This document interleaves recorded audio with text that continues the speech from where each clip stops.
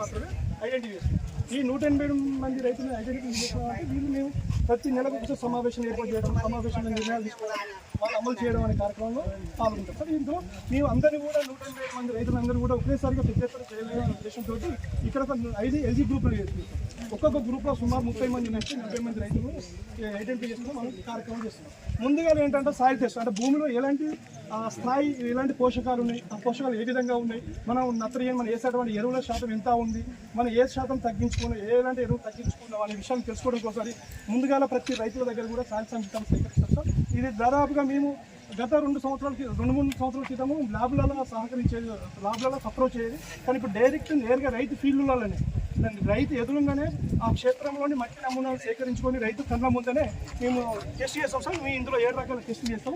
ఒకటి మన పంటకు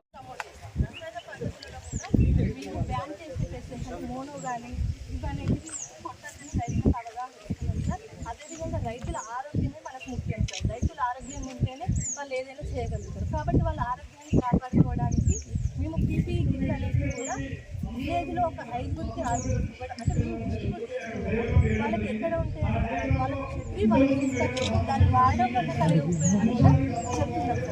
సో పీపీ అంటే ఇది వేసుకోవడం వల్ల ఏమైందంటే రైతులు ఎక్కువ మంది డిశ్చార్జ్ చేసినప్పుడు వాళ్ళ శరీరం మీద పడకుండా వాళ్ళకి క్యాన్సర్ అలాంటి వ్యాధులు కాకుండా ఉండడానికి. అదేవిధంగా మేము ప్లాంటేషన్ ఈ విలేజ్లో మేము 500 మొక్కలను రైతులకు ఇచ్చినాను సార్. కొబ్బరి మొక్కలు 300, 200 మ్యాంగో ప్లాంటేషన్ కూడా చేపించినాను. అంటే అన్ప్లాంటేషన్ ఇక్కడ వరద వచ్చినప్పుడు కొట్టుకుపోయే వాటికి అడ్డు పెట్టుకోవడానికి, అదేవిధంగా చౌడు నేలల్లో కూడా ప్లాంటేషన్ చేయించడం సార్.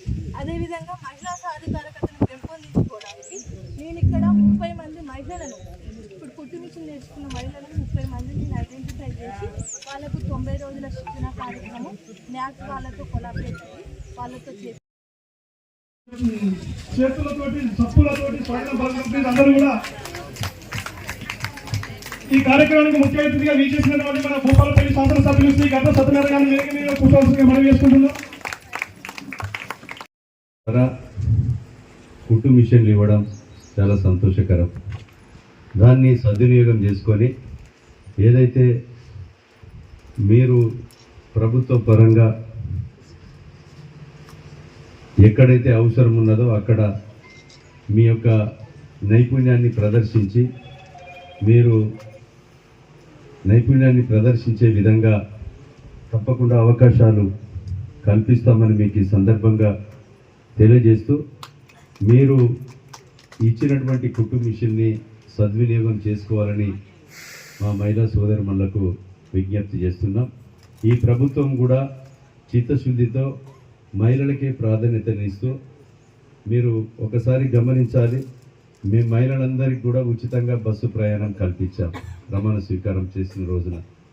అదేవిధంగా ఈరోజు మహిళల ద్వారానే కలెక్టరేట్లో క్యాంటీన్ నడపడం, హాస్పిటళ్లలో క్యాంటీన్ నడపడం, ప్రతి పాఠశాలలో విద్యా కమిటీ చైర్మన్లుగా పెట్టడం, అదేవిధంగా ఈరోజు మీ సేవా సెంటర్లను కూడా మహిళా సోదరిమణులకే కేటాయించడం, మీకు అన్ని రకాలుగా మహిళలకు మొదటి ప్రాధాన్యతగా రేవంత్ రెడ్డి గారి ప్రభుత్వం ఈరోజు ఇవ్వడం జరుగుతుందని మీకు ఈ సందర్భంగా నేను తెలియజేస్తున్నాను. ఈరోజు న్యాక్ సంస్థ ద్వారా ఇంకా కూడా మీరు ఏదైతే రిక్వైర్మెంట్ ఉందో దాన్ని మీరు కోరితే మీరు ఇచ్చిన లెటర్ ఇచ్చిన 24 గంటలలో మీకు భూమి కేటాయించడం జరుగుతుంది. మీ ఫండ్స్ ద్వారా బిల్డింగ్